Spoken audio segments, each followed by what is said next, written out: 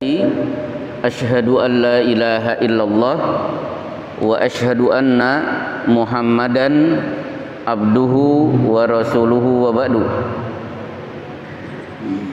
Jamaah salat maghrib yang dimuliakan oleh Allah, memanfaatkan waktu yang terbatas, malam hari ini kita akan membahas tentang keberadaan malaikat dan setan di masjid. Jadi yang kita bahas, satu, apakah di masjid ini ada malaikat dan setan? Tentu jawabannya iya. Masalah kedua, apa yang dilakukan oleh setan dan malaikat ketika berada di masjid? Kita bahas terlebih dahulu setan. Dalil bahwa setan ada di masjid adalah hadis riwayat Imam Bukhari dan Muslim. Hadis ini cukup terkenal.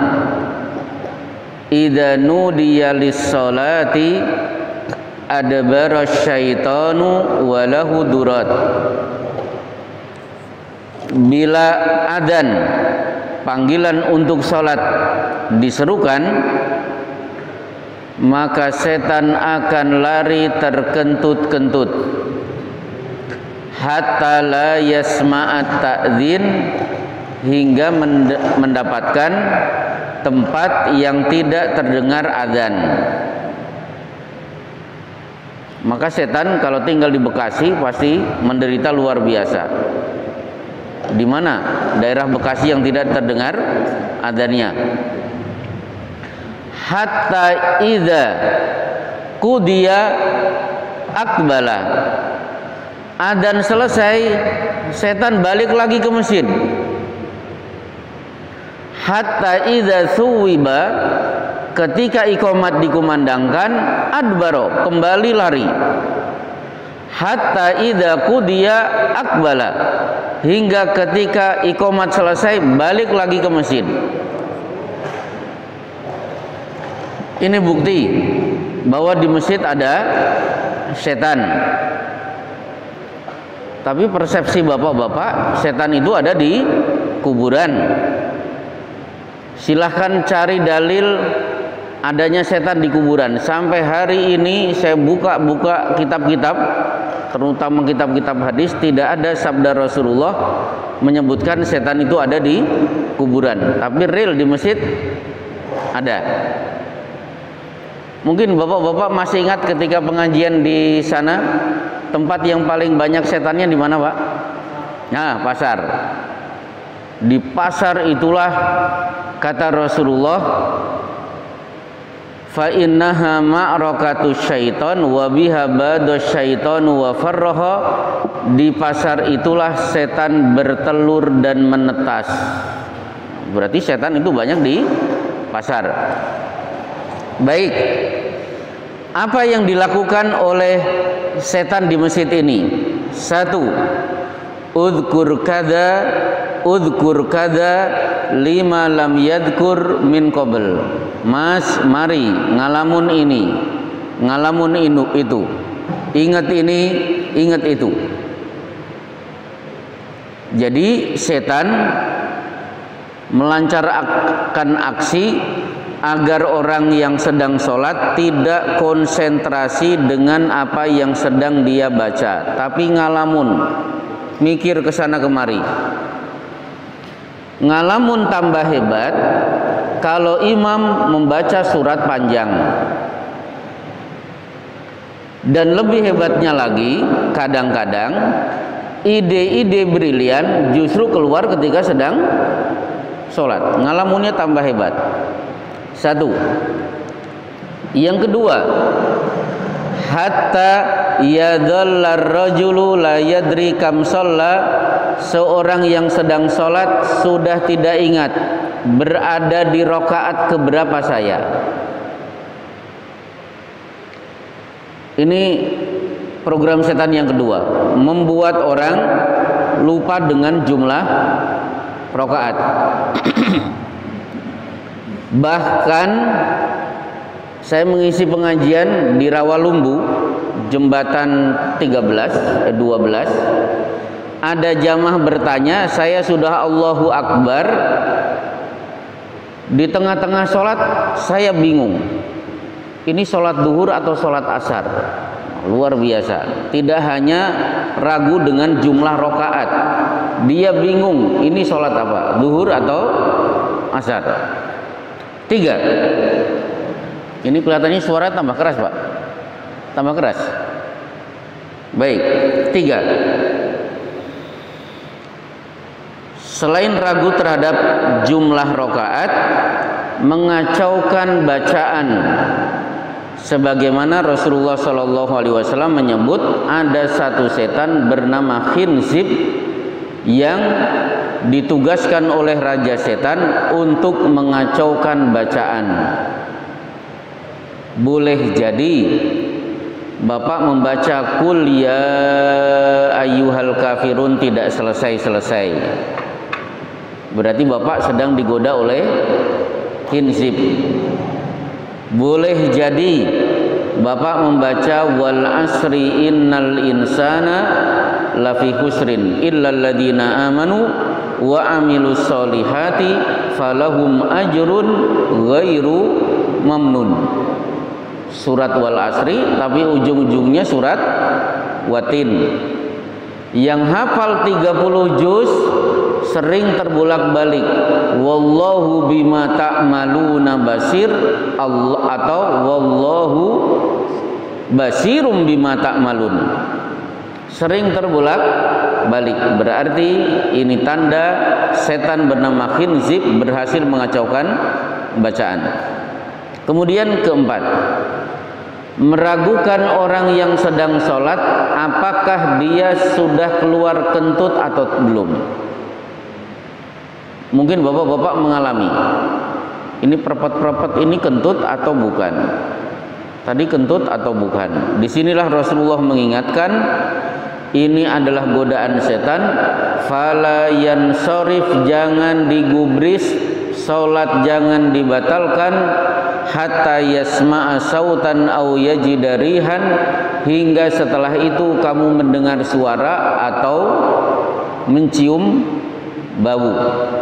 Nah, hadis ini akhirnya dijadikan Imam Syafi'i sebagai salah satu kaedah usul fikih, al yaqinu la yazulu bisyak. Keyakinan tidak bisa dikalahkan oleh datangnya keraguan. Imam Syafi'i itu orang hebat, ulama besar. Ada satu hadis direnungkan, kemudian keluarlah kaidah al yaqinu la yazulu bisyak. Keyakinan tidak bisa dikalahkan dengan datangnya keraguan. Apa maksudnya? Tadi Bapak Allahu Akbar, ini kentut atau tidak? Ini kentut atau tidak? Kata Rasulullah, jangan digubris, jangan anggap kentut. Tunggu habis itu mendengar suara atau mendengar atau mencium bau. Maksudnya apa? Maksudnya begini, keyakinan tidak bisa dikalahkan dengan datangnya keraguan. Ketika Bapak sholat, yakin tidak sebelum sholat wudhu? Saya yakin. Bapak akan mengatakan saya yakin sebelum sholat wudhu. Berarti status wudhunya yakin. Pertanyaan kedua, kentutnya yakin atau ragu? Jawabannya ragu. Berarti yakin yang menang, ragu yang kalah. Yakinnya wudhu, ragunya adalah kentut. Berarti wudhunya menang, kentutnya kalah. Maknanya status wudhunya tidak batal. Cukup dengan kaedah ini Bapak bisa menggunakan dalam banyak kasus. Contoh, suami istri tengkar. saling mengumpat, mungkin saling banting barang di rumah. Suami capek, istri juga capek. Suami bingung, tadi saya sudah ngomong cerai belum sama istri saya? Ngomong cerai belum, cerai belum. Akhirnya si suami nanya kepada istrinya, "Bu, tadi aku ngomong cerai tidak?" Istri sedang marah, tidak jawab. Maka gunakan kaidah dari Imam Syafi'i, yakin tidak bisa mengalahkan datangnya keraguan. Yakinnya apa? Anda yakin memiliki wanita ini lewat pernikahan? Oh yakin, saya masih ingat jam berapa, tanggal berapa, tahun berapa, hari apa, di mana saya nikahi wanita ini. Berarti status nikahnya yakin. Kalimat aku cerai kamu ketika sedang marah, yakin atau ragu? Ragu. Berarti status nikahnya masih sah. Kata-kata cerainya tidak sah karena statusnya adalah ragu. Baik. Yang kelima, kelakuan setan di masjid, menanamkan riya. Menanamkan riya. Kata Rasulullah, huwa rajulu yaqumu fayusalli fayuzayyinu salatahu lima yara min nadhari rajulin. Orang riya yang berhasil diganggu oleh setan, digoda oleh setan adalah orang yang berdiri untuk sholat, sholatnya biasa-biasa saja, tiba-tiba dia perbagus karena dia tahu ada orang yang diharapkan memperhatikan sholat yang sedang dia lakukan. Contohnya begini, saya sholat Allahu Akbar, tahiyatul masjid standar rakaat pertama ina atau ina, rakaat kedua idaja. Sama dengan bapak-bapak. Begitu Allahu Akbar, kok tiba-tiba di samping saya ada bapak-bapak. Loh, ini bapak-bapak ini kan yang punya gadisnya yang sedang saya incar. Tiba-tiba kebiasaan inna atau ina saya rubah, yang saya baca amma yatasaalun. Berarti sholatnya dia bagus karena ada harapan orang itu memperhatikan sholat saya. Ruku standarnya subhana rabbiyal azim atau subhana rabbiyal azimi wa bihamdihi 3 kali. Berhubung ada bapak-bapak itu, saya baca 15 kali. Nah, inilah kelakuan setan ketika sedang berada di masjid. 5 kelakuan setan di masjid. Pertanyaannya, di posisi mana setan berada? Jawabannya, ra'aitu syaitana yadkhulu min khilalis saf ka'annaha al-hadafu. Aku lihat setan menyelinap di sop-sop yang renggang, bentuknya seperti kambing kecil. Maka karena pandemi corona COVID-19, padahal sudah COVID 2020 ini, kita banyak-banyak berdoa kepada Allah semoga segera diangkat itu si corona, sehingga nikmat bisa sholat dengan rapat kita rasakan kembali. Jadi saya yakin bapak-bapak sholat dengan renggang ini hatinya sedang berontak. Tapi apa daya, karena corona terpaksa sesuatu yang tidak sesuai dengan sunnah Rasul akhirnya kita tinggalkan demi menyelamatkan manusia. Baik, setan selesai, baru malaikat. Apa yang dilakukan oleh malaikat di masjid ini? Satu, berkenaan dengan tahjir. Berkenaan dengan tahjir. Tahjir itu apa? Tahjir datang ke masjid sebelum adzan. Jadi kalau Bapak datangnya ke masjid sebelum adzan, berarti Bapak sudah melaksanakan tahjir. Para sahabat hari Jumat ini Rasulullah mengumumkan, man raha fi sa'atil ula faka'annama qarraba badanatan, datang ke masjid untuk sholat Jumat di jam-jam awal, di ronde-ronde awal, berarti dia mendapatkan pahala seolah-olah berkorban dengan seekor unta. Reaksi Jumat berikutnya, wa kana turuqa tazdahimu minan nasi wa dzalika fi waqtu duha, jalan-jalan sudah penuh, manusia berbondong-bondong menuju masjid untuk sholat Jumat, padahal waktu itu adalah waktu duha. Berarti para sahabat berangkat Jumatan jam berapa, Pak? Mungkin jam 8. Cuma kalau Bapak praktekkan, dimarahi merbot, ini masjid belum dipel, udah datang, kan begitu. Tapi begitulah tahjirnya para sahabat. Nah, kepada orang yang melakukan tahjir di masjid, satu, malaikat non-stop mendoakan orang itu dari awal dia datang sampai dia keluar dari masjid. Allahumma gfir lahu, Allahumma arhamhu, Allahumma tub alaihi. Ya Allah, rahmati dia, ya Allah, ampuni dia, ya Allah, terimalah tobatnya.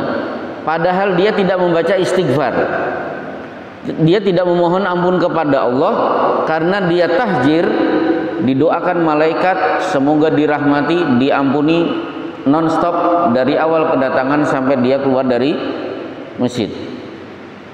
Manfaat kedua orang yang melakukan tahjir, Rasulullah bersabda, wa huwa fis sholati ma damatis sholatu hiya tahbisuhu, dia dianggap oleh Allah sholat terus menerus tanpa henti dari awal dia datang sampai keluar dari masjid. Padahal Bapak datang Allahu Akbar tahiyatul masjid, habis itu duduk ngalamun, tahu-tahu adzan. Nah, ngalamun bapak-bapak berhubung datangnya sebelum adzan, dianggap oleh Allah sedang sholat tanpa henti. Maka ketika menunaikan sholat dilarang melakukan tasbih. Ada yang tahu tasbih? Yang tahu boleh pulang sekarang?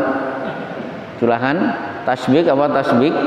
Tasbih itu mempertemukan jari-jari tangan kanan dengan jari-jari tangan kiri. Aslinya dilarang ketika sholat.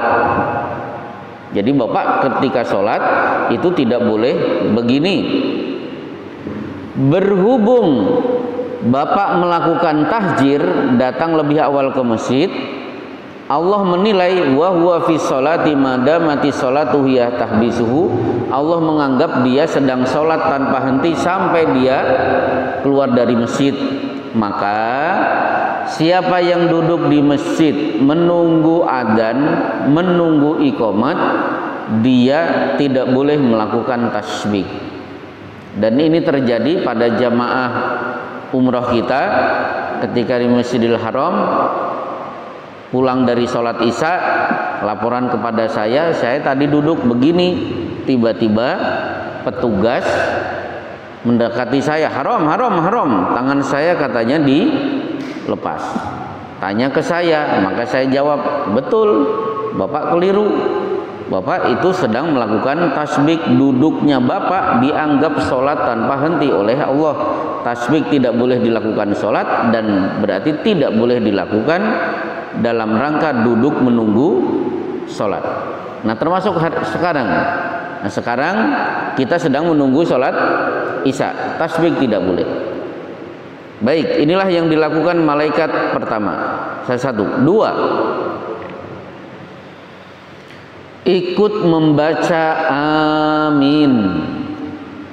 Dalilnya idza qalal imamu amin faqulu amin. Apabila kalian mendengar imam mengucapkan amin, bacalah amin. Pertanyaannya, yang membaca amin itu imam dulu baru makmum, atau imam dan makmum serempak? Di Bekasi agak ke sana, hampir berbatasan dengan Bogor, ada masjid. Itu ketika waladhdallin yang mengucapkan amin imam dulu. Imam amin selesai baru makmum. Itu di masjid itu. Karena punya prinsip imam tidak boleh didahului, jangankan didahului, disamai juga tidak boleh. Berarti amin imam dulu.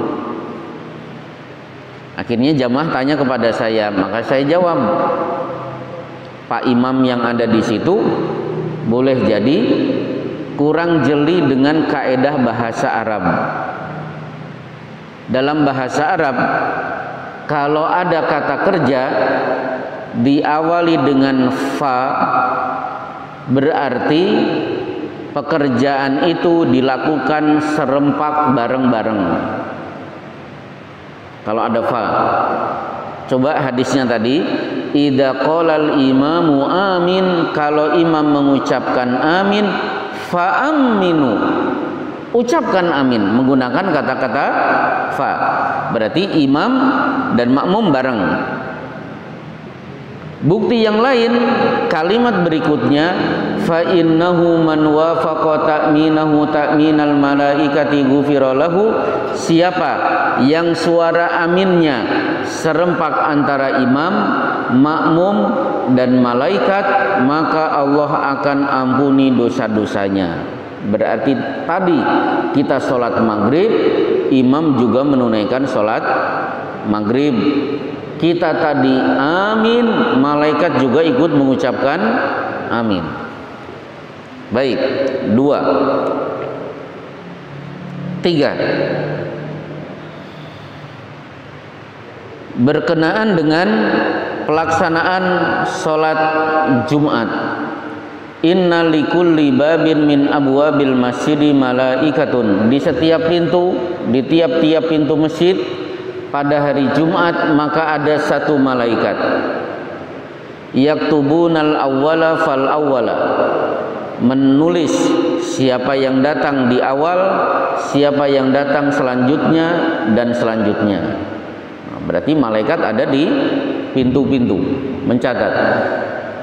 Fa idza sa'idal imamu al minbar, kalau imam sudah mulai naik mimbar untuk berkhutbah, tawu as-suhuf, catatan ditutup. Berarti yang datang ke masjid untuk sholat Jumat ketika khatib sudah naik mimbar tidak dicatat oleh malaikat. Maka tolong jangan sampai datang ke masjid untuk sholat Jumat padahal khatib sudah assalamualaikum. Yang sudah assalamualaikum berarti yang datang selanjutnya tidak ditulis. Kenapa malaikat tidak mau menulis? Yastami'una dzikra, karena malaikat juga ingin mendengar khutbah. Berarti malaikat, kita duduk menyimak khutbah, malaikat juga ingin menyimak khutbah dari khatib. Baik, selanjutnya berkenaan dengan sholat subuh. Inna Qur'anal fajri kana masyhuda, sesungguhnya sholat subuh berjamaah adalah sholat yang disaksikan. Tashhaduhu malaikatul laili wan nahar, malaikat malam dan malaikat siang. Berarti malaikat malam sudah selesai bertugas, tidak naik ke atas ke langit menyampaikan laporannya kepada Allah. Malaikat siang tidak segera bertugas, tapi semuanya berkumpul di masjid-masjid untuk menyaksikan orang-orang yang sedang menunaikan sholat subuh berjamaah. Maka kalau ada pembahasan tentang syafaat, kita akan membahas siapa yang punya hak memberi syafaat. Yang paling terkenal Rasulullah Shallallahu Alaihi Wasallam. Kan sering kita berharap semoga dapat syafaat dari Rasulullah Shallallahu Alaihi Wasallam. Mungkin bapak-bapak juga akan mendapatkan syafaat dari anak kecil, bapak-bapak yang sudah meninggal dunia masa kanak-kanak. Karena sigoruhum da'amisul jannah, anak-anak kecil yang meninggal dunia nanti masuk surga tetap kecil-kecil, tetap kanak-kanak. Kecuali bapak-bapak nanti akan masuk surga usia rata-rata 30 tahun. Mana yang 30 tahun? Imamnya berapa, Pak? Oh, kemudaan. Coba cari yang agak tuaan dikit. Ya, pokoknya 30 tahun aja. Wah, iya.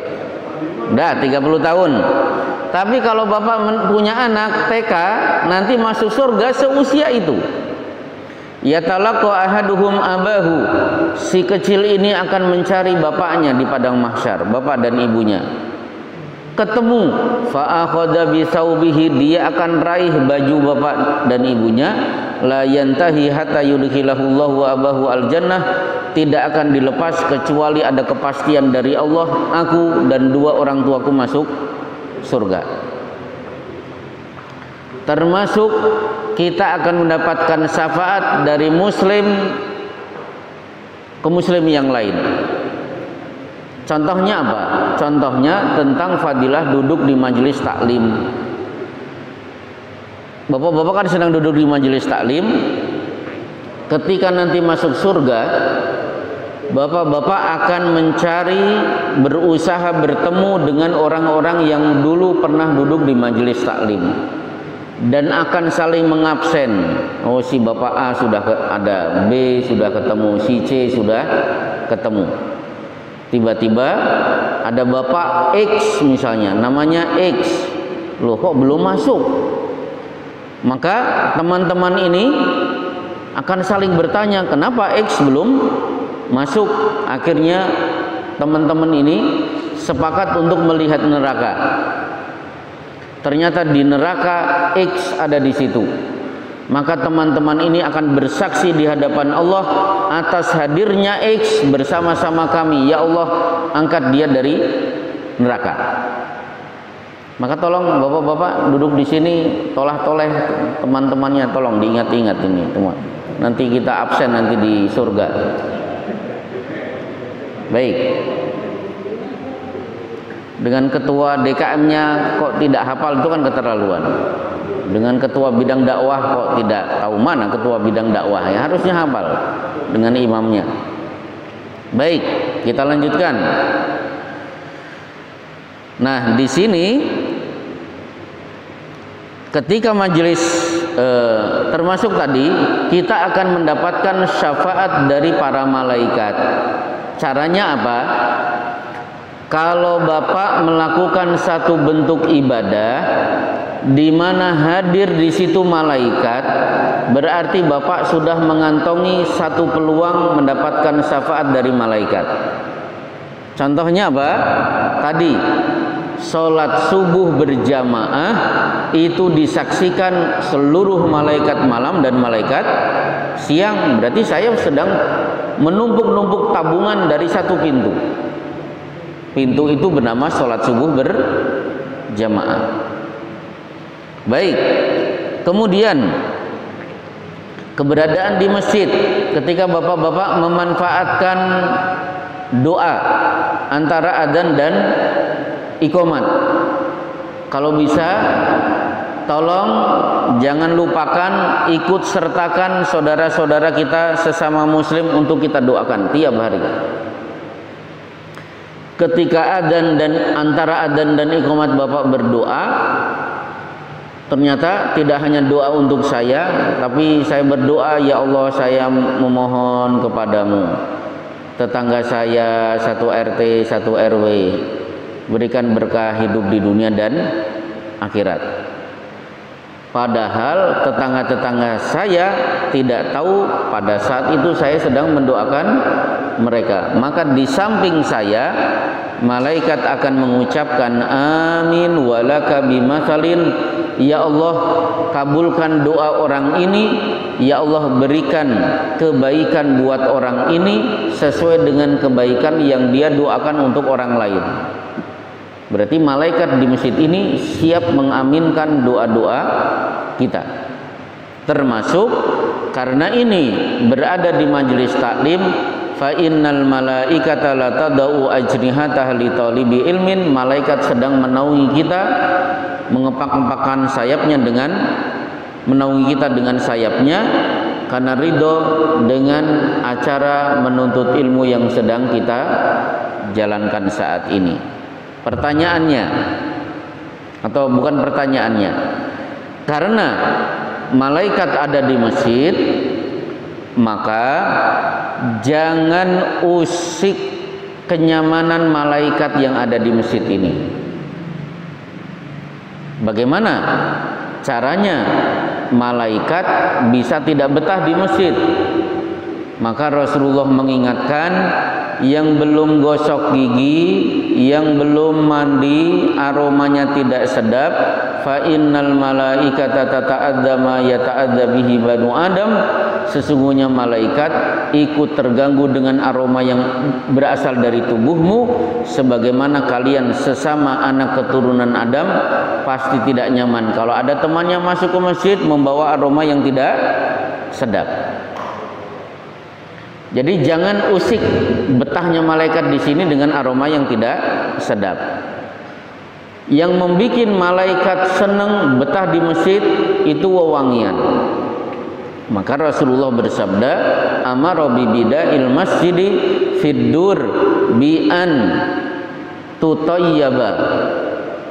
Rasulullah memerintah dirikan masjid di tiap-tiap kampung bi an tunadzafa wa tutayyaba. Jaga kebersihannya dan bikin masjid itu wangi. Maka sangat bagus kalau dipel itu ada aroma wanginya, atau apa namanya, di bagian pintu ada parfum sehingga orang yang datang ke masjid yang belum punya aroma wangi bisa parfuman di depan pintu ini. Baik, bapak-bapak yang dimuliakan oleh Allah, inilah keberadaan malaikat dan setan di masjid.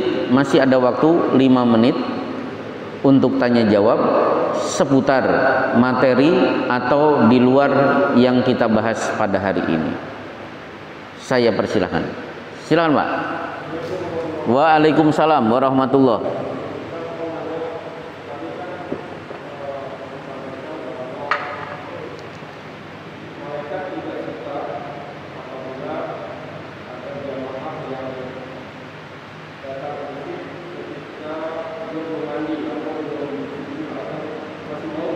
Ya pokoknya bau aja ya.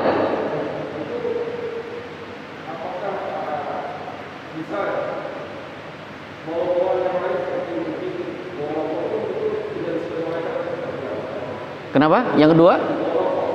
Oh, bau rokok. Waduh. Baik. Nah, ini pertanyaan sensitif ini rokok.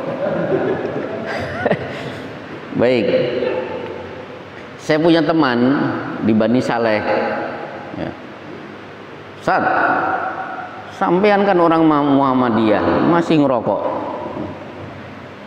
Nah, orangnya kan suka bercanda.